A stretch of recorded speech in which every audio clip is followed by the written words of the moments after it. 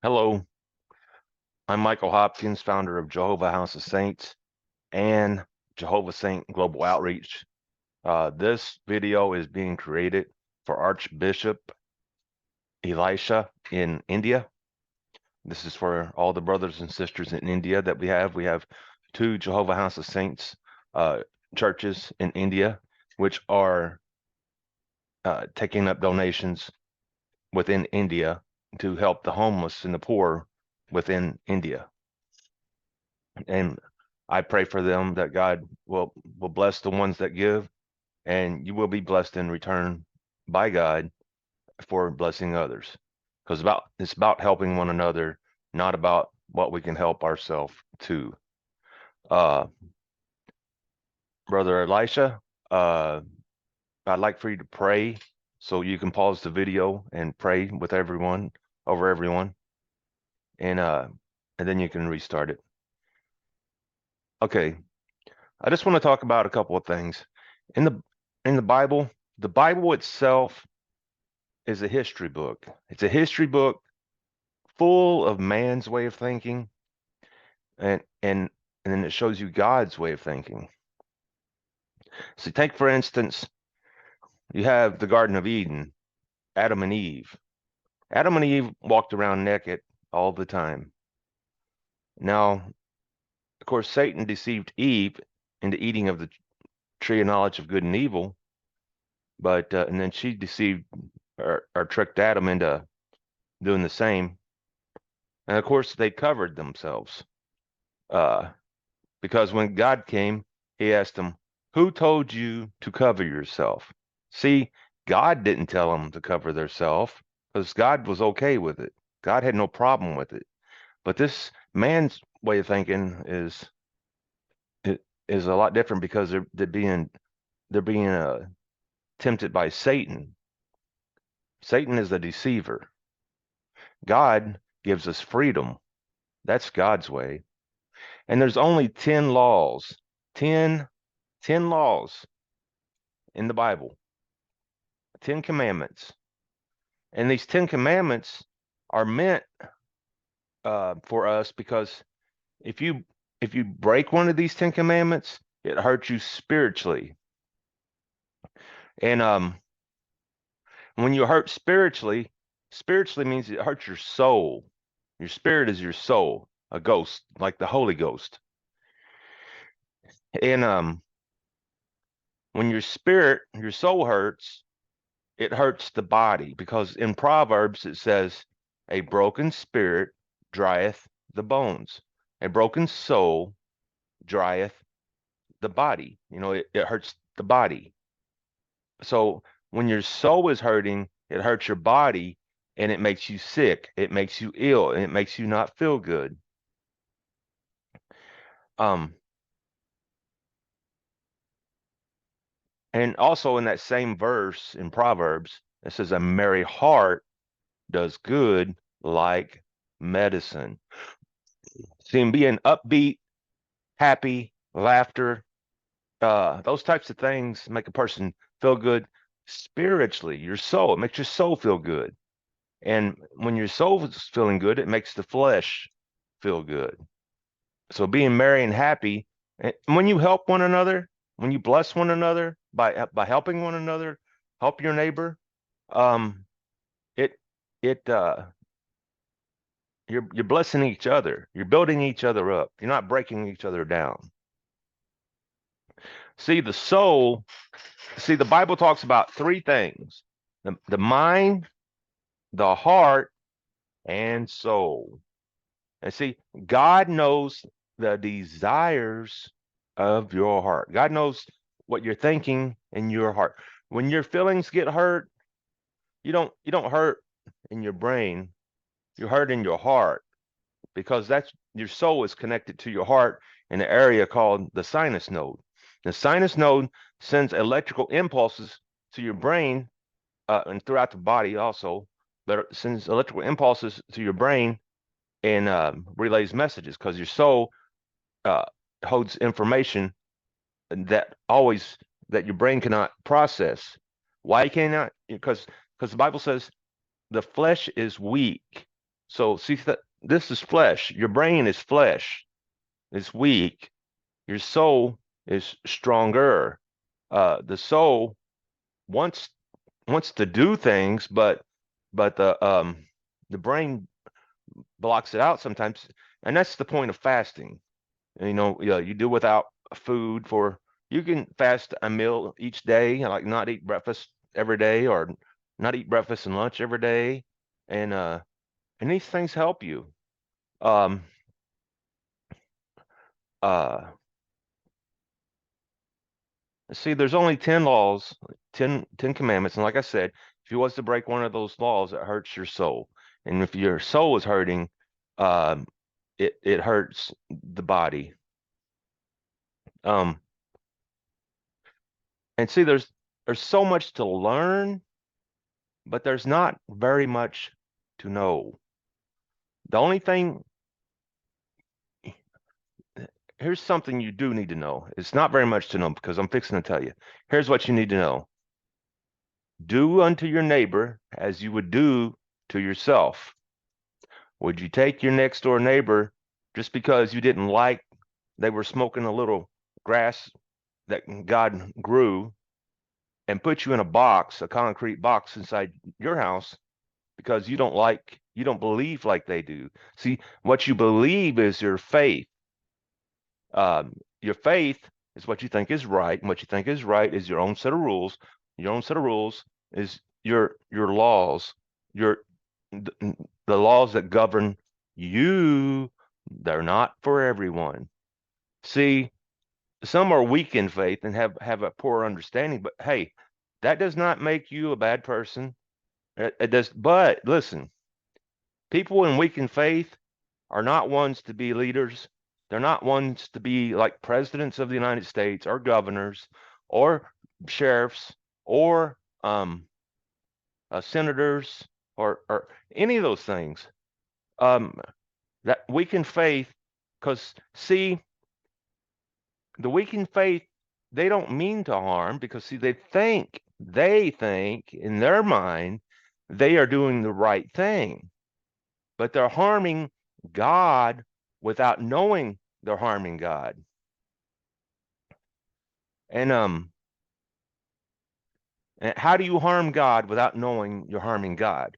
Well, when you harm your neighbor and your neighbor, and you treat everybody like your neighbor, like you would your neighbor or you would yourself. You treat everybody like that. Now, how do they harm the weaker faith if they're in leadership? Because see, they're pushing what they believe is right, which is their own faith, their own laws, their own that govern self. Whereas a stronger faith realizes uh, all things are are lawful, but the commandments were made so if because God knows if you do any of these in the Ten Commandments, it will harm your soul. Uh, it harms the body, it harms the flesh. Because if your soul's hurting, it harms the flesh. Now, listen, if you do break any of the Ten Commandments, all you have to do is ask God for forgiveness. God forgives and he forgets. Unlike man that causes people to have a felony record for the rest of their life and can't get a job anywhere and they end up homeless, then it hurts them. That because they're the weaker faith, they don't forgive and forget like God. You must forgive and forget because see, listen, if you do not forgive and forget, God will not forgive and forget for you. So you will not be forgiven when you're asking for forgiveness. If you do not forgive the others for their transgressions. Um, but if you do everything out of love, there is no law. No law. Uh, uh, and the weaker faith don't fully if they get in leadership, they don't fully understand that because because that's it. They don't understand. Uh, we've got to build stronger faith people to have better leadership in America and throughout the world. That's why I've got an archbishop in India and I have an archbishop over Africa. Um, and we're working together. Uh, and if you don't think you can change the world, then you know what? You will not. Um, See, I'll give you examples of a stronger faith and a weaker faith. King David, King Solomon, and Abraham. Now, in 2 Samuel, it states that God gave David all of Saul's wives, all of King Saul's wives. He gave all of his wives to David. He gave all of them. It says that he gave them to him. And who are we to question God uh, about what God does? Because God knows best for us, where man does not. Abraham, David, and Solomon were all great, mighty men of God. David wrote the book of Psalms. Uh, Solomon wrote the book of Proverbs, Ecclesiastes, Song of Solomon. See, these men had greater understanding. These are the type of people you want as a leader. You do not want the weaker faith, because they harm without knowing they are harming. They're harming God without knowing they're harming. Because there's people in prisons that haven't done anything wrong in God's eyes, but man's way of thinking, they're thinking they're doing the right thing sometimes, not all the time, trust me. And but they're not. They're hurting God, but without knowing they're hurting God. And that's what weaker faith do. If you have stronger faith in leadership with your sheriffs, with your police departments, with the governor, with the president, um, then you have peace, because they have a stronger understanding, and they don't bother the weaker faith. They can have church and fellowship. That's what they believe, but their faith is weaker, and the stronger faith knows, we don't go and tempt them with what they think is wrong. Because you read Romans chapter 14, you need to read Romans chapter 14. I want you to read it 5 times. I want you to pray first before you read it, for God to give you wisdom, knowledge, and understanding to fully understand Romans chapter 14. Now, once you read it 5 times, God will reveal something to you different each time. But what is sin to one person is not sin to another. But the stronger faith is not supposed to push on the weaker faith what the weaker faith thinks is wrong to do, what they think is sin, what they think is a mistake. Why? Because, listen, it hurts them spiritually. So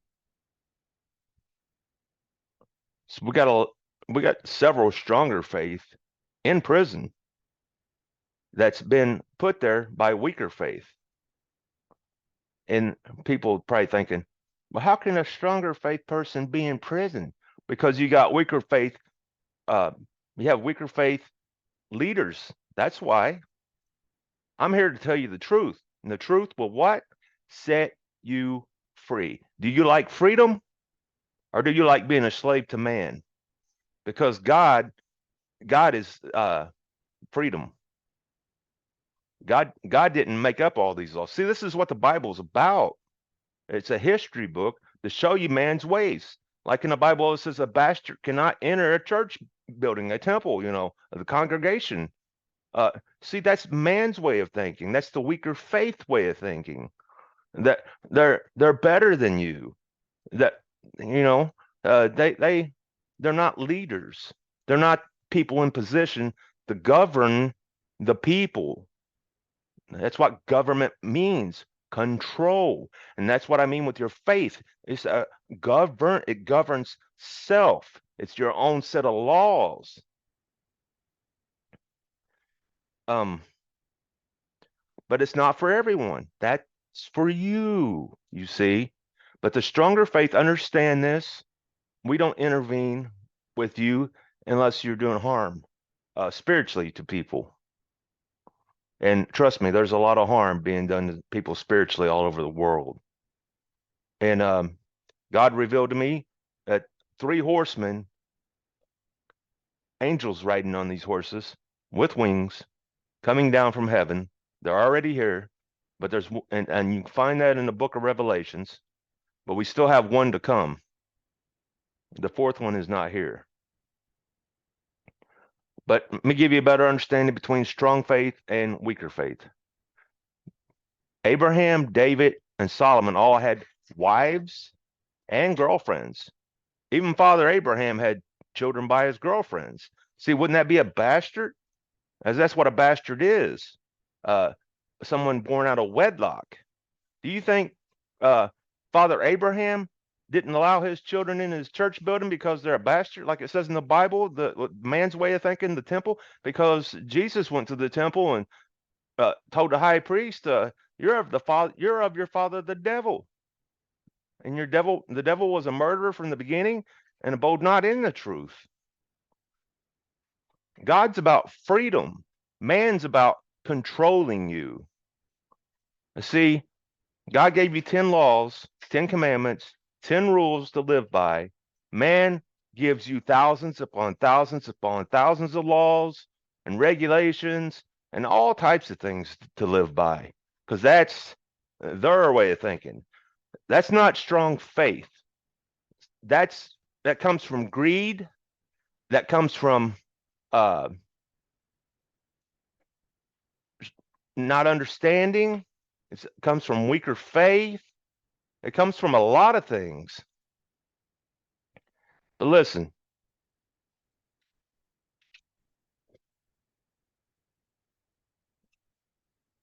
your entire nation of India is actually considered like a church, a temple, because when you have government, which means control, if you want God to control it, this is how you do it. I'm fixing to explain it to you. You only have a 10% tax and nothing higher. This is how it works. Brothers and sisters of India, if you want freedom, you step forward and work on these regulations in your country, because like in America, we have a 35% tax on bigger corporations that make billions of dollars. But listen, if you see, they're taking from the rich. See, God gave them those businesses. God gave the businesses the wisdom, knowledge, and understanding to create these businesses for them. But man is harming them by overtaxing them. And how's that? See, they're taken from the rich and supposed to be given to the poor, but they don't with it. Listen, it's like this. You don't rob the rich to give to the poor. You don't rob the wealthy to give to the poor, because listen, God is the one that gives you power to get wealth. But that everyone that's wealthy, God did not make them that way. Some of them are just crooked. And God knows these things. And God's working on these things. God and Jesus, Jehovah loves you more than you know. Uh, God's thinking, Jehovah's thinking is beyond man's thinking, beyond an angel's thinking. Angels get commands from God. They don't, because even angels make mistakes. That's why Satan was cast out of heaven, and a large number of other angels cast out of heaven, because of a mistake, a sin, a wrong way of thinking. Even angels make mistakes. See, so if you have made any of these mistakes, I pray that you ask for forgiveness, and God will forgive you. And and just pray for God to speak through you, because God speaks through people, believe it or not. Listen, Jesus said this, but Jehovah spoke through him and said this, because this is how it works. If you are a true man of God, you know God's voice. And it says, my sheep hear, my sheep hear my voice, and they follow me.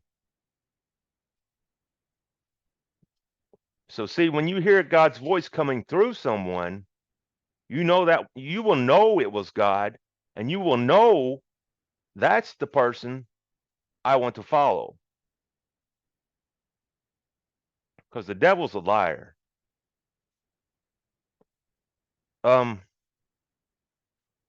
And the devil is controlling, like man. See, even men are called Satan and a devil in the Bible. Um, uh, like Saint Peter, uh, Jesus called him Satan. He said, Satan.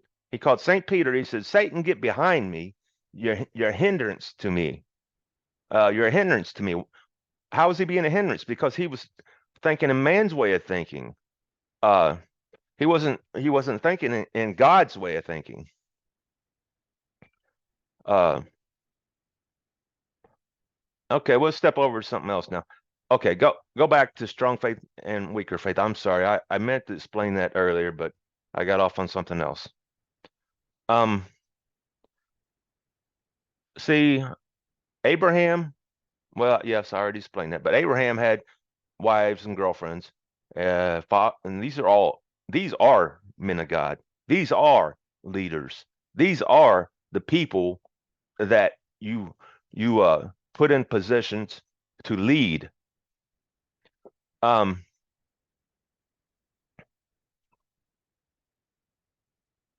uh, but see, Paul was a weaker faith. Paul was he was a man of God. Yes, Paul was a man of God. But see, Paul, he only believed in only having one woman. But whereas David and Solomon and Abraham already knew that it was okay by God. See, that was a stronger faith. They already realized God has no problem with these things.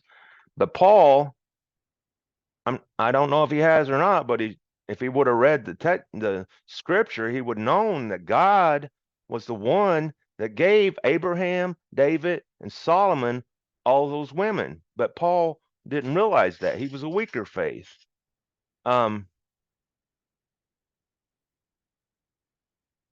Anyway, and if you have to read Romans 14 to understand what's sin to one person is not sin to another, and you ultimately just need a 10% tax, because listen, when you like in America, I didn't go all the way with that, but at 35%, if you knock the percentage down to 10%, then the corporations have more money to put back into their business, and that's exactly what they do, because that's how they've gotten built up to how far they are now.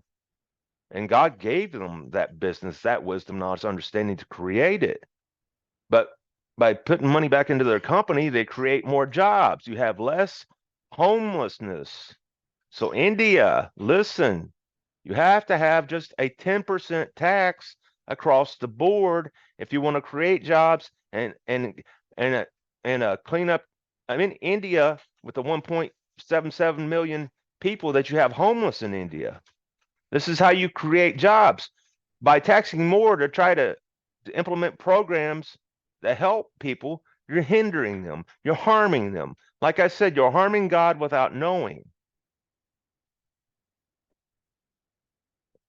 Anyway, I do want to say hi to the two churches in India, Jehovah House of Saints churches there.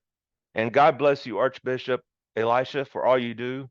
I'm going to send you this video, brother, and tell everybody I love them. God bless. And I hope this video has blessed you. Bye-bye.